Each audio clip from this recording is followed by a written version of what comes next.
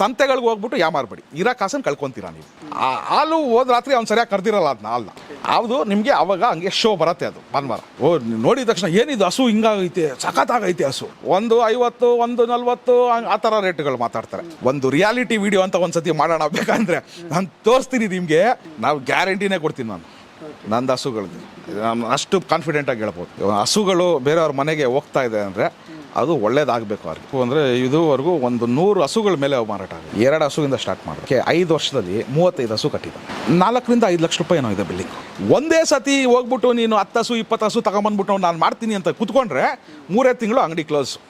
ಎಲ್ಲ ಹೊರಗಡೆಯಿಂದ ತಂದಿರೋ ಸರ್, ನಮ್ಮ ಕರುಗಳೆಲ್ಲ ಇಲ್ಲಿದೆ, ಎಲ್ಲ ಆಚೆಯಿಂದ ತಂದಿರೋ ಹಸುಗಳು.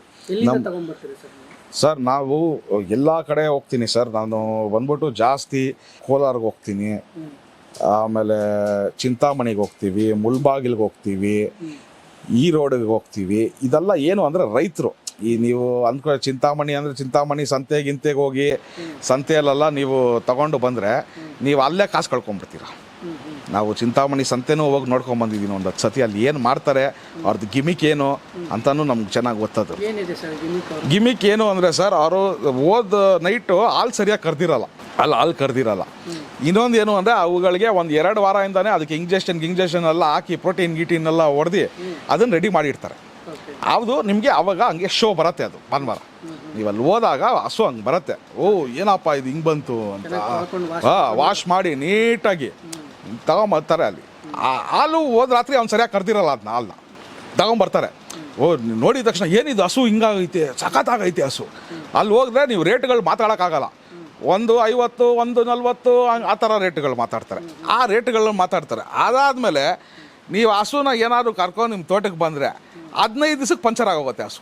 ಏನಿದು ನಾನು ತಂದಿದ್ದ ಹಸುನ ಇದು ಹಿಂಗೈತೆ ಅಂತ ಅನ್ಕೊತೀನಿ ಅಲ್ಲಿ. ಆ ಥರ ಅಲ್ಲಿ ಫುಲ್ಲು ಈ ರೋಡು, ಅಲ್ಲಿ ತಮಿಳ್ನಾಡಲ್ಲೂ ಇದೇ ಮಾಡೋದು, ಅವರು ಈ ರೋಡಲ್ಲೂ ಇದೇ ಮಾಡೋದು. ಅವ್ರದ್ದು ಎಲ್ಲ ಈ ಥರನೇ ಸಪ್ಲಿಮೆಂಟ್ಗಳನ್ನೆಲ್ಲ ಹಾಕ್ಕೊಂಡು 4 ದಿನ ಮುಂಚೆನೇ ಅದಗಳಿಗೆ ಪಂಪ್ ಮಾಡಿಬಿಟ್ಟು ಎತ್ಕೊಂಡ್ಬರ್ತಾರೆ ಅಲ್ಲಷ್ಟೇ. ಸೊ ಯಾವುದೇ ಕಾರಣಕ್ಕೂ ನೀವು ಹಸು ತೊಗೊಂಡಿಲ್ಲ ಅಂದ್ರೂ ಪರವಾಗಿಲ್ಲ, ಸಂತೆಗಳಿಗೆ ಹೋಗ್ಬಿಟ್ಟು ಯಾಮಾರ್ಬೇಡಿ, ಇರೋ ಕಾಸನ್ನು ಕಳ್ಕೊತೀರಾ ನೀವು. ಸಂತೆಗಳಿಗೆ ಹೋದರೆ ಬ್ರೋಕರ್ಗಳು ಮತ್ತು ಯಾರು ಹಸು ಇಟ್ಕೊಂಡಿದ್ದಾರೆ ಎಲ್ಲ ಅಡ್ಜಸ್ಟ್ಮೆಂಟ್ಗಳಲ್ಲಿ ನಿಮಗೆ ಗೊತ್ತೇ ಆಗಲ್ಲ ಅದು ಅವ್ರದ್ದು ಎಲ್ಲ ಅಡ್ಜಸ್ಟ್ಮೆಂಟ್ಗಳದು, ಎಲ್ಲ ಅಡ್ಜಸ್ಟ್ಮೆಂಟ್ಗಳು ಥ್ರೂ ಬ್ರೋಕರ್ಗಳು, ಎಲ್ಲ ಅಡ್ಜಸ್ಟ್ಮೆಂಟ್ಗಳದು ಸಂತೆ. ಅವನು ಹಸು ಮಾರಬೇಕು ಅವ್ರು, ಅದು ನೀವು ಒಂದು ರಿಯಾಲಿಟಿ ವಿಡಿಯೋ ಅಂತ ಒಂದ್ಸತಿ ಮಾಡೋಣ ಬೇಕಂದ್ರೆ ನಾನು ತೋರಿಸ್ತೀನಿ ನಿಮಗೆ. ನಾಳೆಗೆ ಹೋಗೋ ಸಂತೆಗೆ ಹೋಗೋ ಹಸುನ ಇವತ್ತು ರಾತ್ರಿ ಹೆಂಗೆ ಪ್ರಿಪೇರ್ ಆಗುತ್ತೆ ಅಂದ್ಬಿಟ್ಟು ನಾನು ನೋಡಿದ್ದೀನಿ. ಅದನ್ನು ಹೆಂಗೆ ಪ್ರಿಪೇರ್ ಮಾಡ್ತಾರೆ ಅದನ್ನು ರಾತ್ರಿ ಅಂದ್ಬಿಟ್ಟು. ಬೆಳಗ್ಗೆ ಅಲ್ಲಿ ಹೋಗಬೇಕು ಅಂತ ಹೇಳಿದ್ರೆ ಅದನ್ನು ಅಷ್ಟು ಮಾಡ್ಕೊತಾರೆ. ಸೊ ತರಕ್ಕೆ ಹೋಗ್ಬೇಡಿ, ಕಾಸು ಸುಮ್ಮನೆ ಕೈ ಸುಡ್ಕೊತೀರಾ ಅಲ್ಲಿ. ಸೊ ರೈತರ ಹತ್ರ ಹೋಗಿ ಸರ್, ಎಕ್ಸ್ಪೀರಿಯನ್ಸ್ ರೈತರ ಹತ್ರ ಹೋಗಿ, ಒಳ್ಳೆ ರೈತರ ಹತ್ರ ಹೋಗ್ಬಿಟ್ಟು ಹಸುಗಳನ್ನ ನೋಡಿ, ಸ್ಟ್ರಕ್ಚರ್ ನೋಡಿ ಹೆಂಗೈತೆ ಅಂದ್ಬಿಟ್ಟು ನೋಡಿ, ಹಸುಗಳನ್ನ ನಂಬಿಕೆ ಇರೋರ ಹತ್ರ ತೊಗೊಳ್ಳಿ. ಯಾಕಂದರೆ ಇದು ಒಂದು ಸತಿ ವ್ಯವಹಾರ ಅಲ್ಲ, ಇದು ಸುಮ್ಮನೆ ಏನೋ ಆಟ ಸಾಮಾನಲ್ಲ, ಕೊಟ್ಬಿಟ್ಟು ಏನೋ ಹೋಯ್ತು ಅಂತ ಹಂಗೆ ಮಾಡೋಕ್ಕಾಗಲ್ಲ ಇದನ್ನು. ಸೊ ಇರೋದ್ರಲ್ಲೇ ಬೆಸ್ಟ್ ಹಸುಗಳು ಏನೈತೆ ಅಂದರೆ ಕನ್ಫ್ಯೂಷನ್ ಇದೆ. ಬನ್ನಿ, ನಾನು ಇಟ್ಕೊಂಡಿರೋ ಹಸುಗಳಿಗೆ ನಾವು ಗ್ಯಾರಂಟಿನೇ ಕೊಡ್ತೀನಿ ನಾನು ನಂದು ಹಸುಗಳಿಗೆ. ನಾನು ಅಷ್ಟು ಕಾನ್ಫಿಡೆಂಟಾಗಿ ಹೇಳ್ಬೋದು.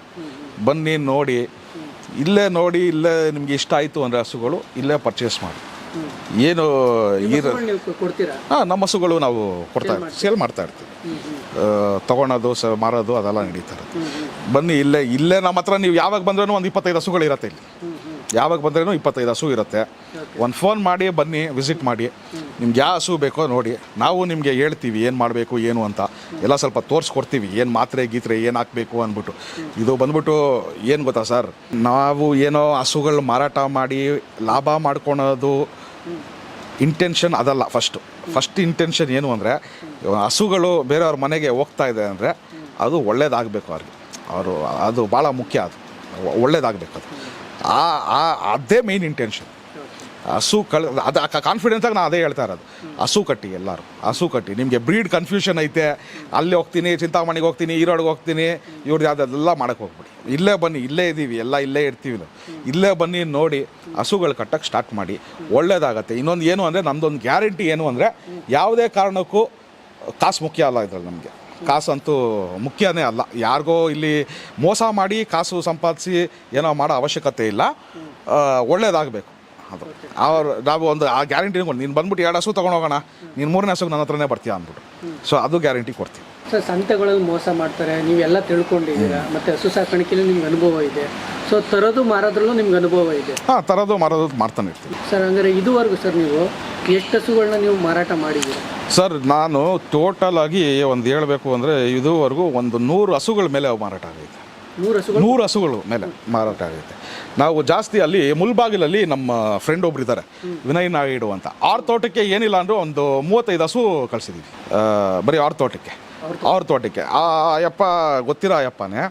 ಅಯ್ಯಪ್ಪ ಅಲ್ಲಿ ಜಮೀನು ಇಕ್ಕೊಂಡು ಜಮೀನಲ್ಲಿ ನೀರಿಲ್ಲ ಅಣ್ಣ, ಸರಿಯಾಗಿ ನೀರಿಲ್ಲ, ಏನು ಮಾಡೋದು, ಏನು ಅಣ್ಣ ಹಸು ಕಟ್ಟಕ್ಕೆ ಸ್ಟಾರ್ಟ್ ಮಾಡೋಣ, ನೀನು ಬೇರೆ ಏನು ತಲೆನೇ ಕೆಡ್ಸ್ಕೊಂಬೇಡ. ಆ ಅಯ್ಯಪ್ಪನ 2 ಹಸುವಿಂದ ಸ್ಟಾರ್ಟ್ ಮಾಡ್ದ. ಓಕೆ, 5 ವರ್ಷದಲ್ಲಿ 35 ಹಸು ಕಟ್ಟಿದ್ದಾನೆ ಅಯ್ಯಪ್ಪ.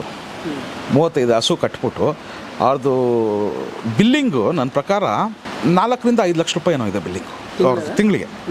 4 ರಿಂದ 5 ಲಕ್ಷ ರೂಪಾಯಿ ತಿಂಗಳು ಬಿಲ್ಲಿಂಗ್. ಅವ್ರು ಫಸ್ಟ್ ಕ್ಲಾಸಾಗಿ ಮಾಡ್ತಾ ಇದ್ದಾರೆ. ಆ ಮನುಷ್ಯನಿಗೆ ಅನುಭವನೇ ಇಲ್ಲ, ಹಸು ಬಗ್ಗೆ ಏನೂ ಇದಿಲ್ಲ. ಬಂದರು, ತಿಳ್ಕೊಂಡ್ರು, ಒಂದು 4 ಜನ ಹೋಗಿದ್ರು, ಮೀಟ್ ಮಾಡಿದ್ರು, ಎಲ್ಲ ಫಾರ್ಮ್ಗಳು ವಿಸಿಟ್ ಮಾಡಿದ್ರು, ಕರೆಕ್ಟಾಗಿ ಏನಾದ್ರು ನ್ಯಾಕ್ ಅಂತ ನೋಡಿಕೊಂಡ್ರು. 2 ಹಸುವಿಂದೆಲ್ಲ ಸ್ಟಾರ್ಟ್ ಮಾಡಿದ್ರು. 35 ಹಸು ಅಲ್ಲೇ ಕಟ್ಟಿ. ನೀವು ಹಸು ಸಾಕಾಣಿಕೆ ಮಾಡ್ತಿದ್ದಾರೋ, ಹಸುಗಳನ್ನು ನಾವು ರೈತರುಗಳಿಗೆ ಕೊಟ್ಟು ಮಾರಾಟ ಮಾಡುವಂಥ ಆಲೋಚನೆ ಬಂದಿದೆ ಹೇಗೆ ಸರ್ ನಿಮಗೆ? ಸರ್, ಏನು ಅಂದರೆ ಇಲ್ಲಿ ನಾವು ರೈತರು ಪರಿಸ್ಥಿತಿ ನೋಡಿದ್ವಿ, ಭಾಳ ಕೆಟ್ಟಾಗೈತೆ ಪರಿಸ್ಥಿತಿ. ವ್ಯವಸಾಯ ಅಂತೂ ಅವರು ಪಡ ಶ್ರಮಗೆ ಬೆಲೆನೇ ಇಲ್ಲ. ಎಲ್ಲರಿಗೂ ಫಸ್ಟು ಒಂದು ಸ್ಟ್ಯಾಂಡರ್ಡ್ ಇನ್ಕಮ್ ಅಂತ ಬರೋದೇ ನಿಮಗೆ ಹಾಲಿಂದ. ಎಂಥ ತೋಟ ಇದ್ರೇನು ಸ್ಟ್ಯಾಂಡರ್ಡ್ ನಿಮಗೆ ರೆಗ್ಯುಲರ್ ಇನ್ಕಮ್ ಅಂದ್ಬಿಟ್ಟು ನಿಮಗೆ ಯಾವ ವ್ಯವಸಾಯದಲ್ಲೂ ಇಲ್ಲ. ನೀವು ಬೆಳೆ ಹಾಕ್ತೀರಾ, ಬರತ್ತಾ ಇಲ್ವಾ ಅಂತ ಗೊತ್ತಿಲ್ಲ ನಿಮಗೆ. ಬೆಳೆ ಅದು ಬರತ್ತಾ, ಅದು ಏನಾಗತ್ತಾ ಗೊತ್ತಿಲ್ಲ. ಇವಾಗ ಯೂರಿಯನ್ ಮಾಡ್ಬಿಟ್ಟಿದ್ದಾರೆ, ಅಂಗಡಿಗೂ ಪೆಸ್ಟಿಸೈಡ್ಗಳು, 100 ಪೆಸ್ಟಿಸೈಡ್ಗಳು, 100 ವೆರೈಟಿಗಳು ಹೊಡಿತಾರೆ. ಅವ್ನು ಕಷ್ಟಪಟ್ಟು ಬೆಳೆಸಾದ್ಮೇಲೆ ಆ ರೇಟು ಕೂಡ ಬರತ್ತಾ ಇಲ್ವಾ ಗೊತ್ತಿಲ್ಲ. ನೀವು ಹಾಕಿರೋ ಕಾಸನ್ನು ವ್ಯವಸಾಯದಲ್ಲಿ ವಾಪಸ್ ಎತ್ಬಿಟ್ರೆ ಅದೇ ದೊಡ್ಡ ವಿಷಯ ಆಗೋಗುತ್ತೆ. ಮತ್ತು ಏನಾಗುತ್ತೆ, ಒಂದು ಸತಿ ಹಾಕ್ತೀರಾ ಬೆಳೆ ಫಸ್ಟ್ ಕ್ಲಾಸಾಗಿ ಬರುತ್ತೆ, ನೆಕ್ಸ್ಟ್ ಟೈಮ್ ಹಾಕ್ತೀರಾ ಬೆಳೆ ಹೊಟ್ಟೋಗುತ್ತೆ, ಕಾಸು ಬರೋಲ್ಲ, ಕಳ್ಕೊತೀರಾ. ಒಂದು ಟೈಮ್ ಮತ್ತೆ ಚೆನ್ನಾಗಿ ಬರುತ್ತೆ, ಮತ್ತೆ ಬರೋಲ್ಲ. ಸೊ ಆ ಗ್ಯಾರಂಟಿ ಇಲ್ಲ. ಸೊ ನಿಮ್ಗೇನು ಅಂದರೆ ಇದು ನಿಮ್ಮ ಗ್ಯಾರಂಟಿ ಇದು ಗೊತ್ತು, 15 ದಿವಸಕ್ಕೆ ಓಕೆ ಇಷ್ಟು ಲೀಟ್ರ್ ಹೋಗೈತೆ, ಇಷ್ಟು ಬಿಲ್ ಬರ್ತಾ ಇದೆ ಅಂದ್ಬಿಟ್ಟು ನಿಮಗೆ ಆ ಗ್ಯಾರಂಟಿ ಇನ್ಕಮ್. ಸೊ ಅದಕ್ಕೋಸ್ಕರ ವೆರಿ ಇಂಪಾರ್ಟೆಂಟ್ ಸರ್. ಯಾವುದೇ ತೋಟ, ಇವಾಗ ಎಷ್ಟೊಂದು ಜನ ಬ್ಯಾಂಗ್ಳೂರವರು ಬಂದ್ಬಿಟ್ಟು ಎಲ್ಲ ತೋಟಗಳು ಇಲ್ಲೆಲ್ಲ ಮಾಡ್ಕೊಂಡಿದ್ದಾರೆ. ಅವ್ರಿಗೂ ಅಷ್ಟೇ, ಆ ಹುಡುಗರಿಗೂ ಎಲ್ಲರಿಗೂ ಅದೇ ಹೇಳೋದು, ಹಸುಗಳು ಕಟ್ಕೊಳ್ಳಿ. ಫಸ್ಟ್ 2 ಹಸು ಕಟ್ಕೊಳ್ಳಿ. ನೀವೇ ನೋಡ್ತಾ ಇರಿ, ಹಂಗೆ ಡೆವಲಪ್ ಮಾಡ್ಕೊತೀರ ನೀವು. ಯಾಕಂದರೆ ಹೈನುಗಾರಿಕೆ ಮಾಡಿದವರು ಕೆಲವರು ಎಷ್ಟೋ ಜನ ಲಾಸ್ ಮಾಡ್ಕೊಂಡವರು ಉಂಟಿದೆ. ಆ ಥರ ಬಿದ್ದುಬಿಟ್ಟು ಯಾವುದೋ ಕೆಲಸಕ್ಕೆ ಇಳಿಬಾರ್ದು ಫಸ್ಟ್ ಆಫ್ ಆಲ್. ಓಕೆ, ಇದು ಬಂದು ಏನು ಅಂದರೆ ಸ್ವಲ್ಪ ಬರೋ ಮುಂಚೆ ತಿಳ್ಕೊಬೇಕು, ದೊಡ್ಡ ಮಟ್ಟದಲ್ಲಿ ಮಾಡ್ತಾ ಇದ್ದಾರೆ. ನೀ 2 ಹಸು ಕಟ್ಕೊಬೇಕಂದ್ರೆ ಏನು ಇದಿಲ್ಲ. ನಾನು ಡೈರಿ ಫಾರ್ಮ್ ಸ್ಟಾರ್ಟ್ ಮಾಡ್ತೀನಿ, ನಾನು 20 ಹಸು ಕಟ್ಬಿಡ್ತೀನಿ, ನನ್ನ ಹತ್ರ ಇಷ್ಟೈತೆ, ನಾನು ಹೋಗ್ಬಿಟ್ಟು ತಗೊಂಬಂದು ಕಟ್ಬಿಡ್ತೀನಿ ಅಂದರೆ ಆಗಲ್ಲ. ಇದು ತಿಳ್ಕೊಬೇಕು. ಹೋಗ್ಬಿಟ್ಟು ಪ್ರತಿಯೊಬ್ಬ ಮುಂಚೆ ಹಳಬ್ರು ಹೆಂಗೆ ಮಾಡ್ತಾಯಿದ್ರು, ಏನು ಮಾಡ್ತಾಯಿದ್ರು, ಅವ್ರ ಜೊತೆ ತಿಳ್ಕೊಂಡು ಅದ್ರ ಪ್ರೊಸೆಸ್ ಏನು, ಅದನ್ನು ಮ್ಯಾನೇಜ್ ಮಾಡ್ಬೋದಾ. ಫಸ್ಟು 2 ಹಸು ತೊಗೊಂಬರ್ಬೇಕು. ಅದನ್ನು ನಾನು ಕರೆಕ್ಟಾಗಿ ನೋಡ್ಕೊಳಕ್ಕಾಗ್ತಾ ಇದೆಯಾ? ಎಸ್, ನಂಗೆ ಇದನ್ನು ಕರೆಕ್ಟಾಗಿ ನೋಡ್ಕೊಳಕ್ಕಾಗ್ತಾ ಇದೆ, ಕಾನ್ಫಿಡೆನ್ಸ್ ಇದೆ ನಮಗೆ. ತಿಳ್ಕೊಬೇಕು. ಒಂದೇ ಸತಿ ಹೋಗ್ಬಿಟ್ಟು ನೀನು 10 ಹಸು 20 ಹಸು ತಗೊಂಬಂದ್ಬಿಟ್ಟು ನಾನು ಮಾಡ್ತೀನಿ ಅಂತ ಕೂತ್ಕೊಂಡ್ರೆ 3 ತಿಂಗಳು ಅಂಗಡಿ ಕ್ಲೋಸ್ ಅಷ್ಟೇ, ಆಗಲ್ಲ. ಫಸ್ಟು ಎಕ್ಸ್ಪೀರಿಯನ್ಸ್, ಆಮೇಲೆ ಪ್ರಾಕ್ಟಿಕಲ್. 2 ಹಸು ತೊಗೊಂಬ, ಸೇವೆ ಮಾಡೋ ಹಸುದು, ಆಮೇಲೆ ಒಂದು ಕಾನ್ಫಿಡೆನ್ಸ್ ಬರುತ್ತೆ, ಆಮೇಲೆ ಬಿಲ್ಡ್ ಮಾಡ್ಕೊಳ್ಳಿ ಅದ್ರ ಮೇಲೆ. ಒಂದೇ ಹಸು ಎಲ್ಲೋ ಯೂಟ್ಯೂಬ್ ವೀಡಿಯೋಗಳು ನೋಡ್ಬಿಟ್ಟು ಒಂದೇ ಇದರಲ್ಲಿ ಶೆಡ್ಗಳಲ್ಲಿ ತೊಗೊಂಬರ್ತೀವಿ, ಶೆಡ್ ಹಾಕ್ತೀವಿ, ಗೌರ್ಮೆಂಟ್ ಅವ್ರು ಏನೋ ಕೊಡ್ತಾರೆ ನಮಗೆ ಅಂದ್ಬಿಟ್ಟು 20 ಹಸು ತೊಗೊಂಬರ್ತೀವಿ. ಅದಕ್ಕೆ ನಿಮಗೆ ಕಾಯಿಲೆಗಳು, ಬಂಡವಾಳ ಲಕ್ಷಾಂತರ ರೂಪಾಯಿ ಬಂಡವಾಳ ಹಾಕ್ತೀರಾ. ಓಕೆ, ಬಂಡವಾಳ ಹಾಕ್ಬಿಟ್ಟು ಅವುಗಳಿಗೆ ಏನಾದರೂ ಕಾಯಿಲೆ ಆಯಿತು. ಇನ್ನೊಂದು ಏನು ಗೊತ್ತಾ ಸರ್, ಒಂದು ಹಸುಗೆ ಏನಾದರೂ ಪ್ರಾಬ್ಲಮ್ ಆಯಿತು ಅಂದರೆ ಅದನ್ನು ಸಪ್ರೇಟ್ ಮಾಡಬೇಕು. ಏನೋ ಫೀವರ್ ಬಂತು, ಜ್ವರ ಬಂತು, ಅದನ್ನು ಸಪ್ರೇಟ್ ಮಾಡಬೇಕು. ಅದಕ್ಕೊಂದು ICU ಥರ ಒಂದು ಇದು ಮಾಡಿ ನೀಟಾಗಿ ಇಕ್ಬಿಟ್ಟು ಅದಕ್ಕೆ ಅಲ್ಲಿ ಕ್ವಾರಂಟೈನ್ ಥರ ಮಾಡಿರ್ತೀವಿ. ಓಕೆ, ಇಲ್ಲಾಂದರೆ ಬೇರೆ ಎಲ್ಲ ಸ್ಪ್ರೆಡ್ ಆಗುತ್ತೆ. ಅದು ಪ್ರತಿ ಸಲ ತಿಳ್ಕೊಬೇಕು. ಡಾಕ್ಟರ್ ವಿಸಿಟ್ ಇರಬೇಕು ರೆಗ್ಯುಲರಾಗಿ. ಒಂದು 15 ದಿವಸಕ್ಕೆ ಒಂದು ಸತಿ ಡಾಕ್ಟ್ರು ಬರ್ತಾ ಇರಬೇಕು. ಡಾಕ್ಟ್ರು ಬಂದ್ಬಿಟ್ಟು ನೋಡ್ಕೊಂಡು ಹೋಗಬೇಕು. ಸೊ ಇದೆಲ್ಲ ತಿಳ್ಕೊಬೇಕು. ಕೆಲವು ನೀವು ಹೇಳಿದ್ದು ನಿಜ, ನಮ್ಮ ಒಬ್ಬರದು ಆ ಥರ ಆಗೈತೆ. ಆಲ್ಮೋಸ್ಟ್ ಒಂದು 20 ಹಸು ಇಕ್ಕೊಂಡು ಯಾವುದೋ ಒಂದು ಕಾಯಿಲೆ ಬಂದ್ಬಿಟ್ಟು ಅದು ಇವರು ಬಂದಿದ್ದು ಒಂದು ಹಸುನ ಕ್ವಾರಂಟೈನ್ ಮಾಡಿಲ್ಲ. ಸೊ ಅದೆಲ್ಲ ಮಿಕ್ಕಿದ ಹಸುಗಳಿಗೂ ಸ್ಪ್ರೆಡ್ ಆಗಿ ಎಲ್ಲ ಹಸುಗಳಿಗೂ ಕಾಯಿಲೆ ಬಂದಿತ್ತು. ಇದಾಗೈತೆ, ನಿಜ ಇದು.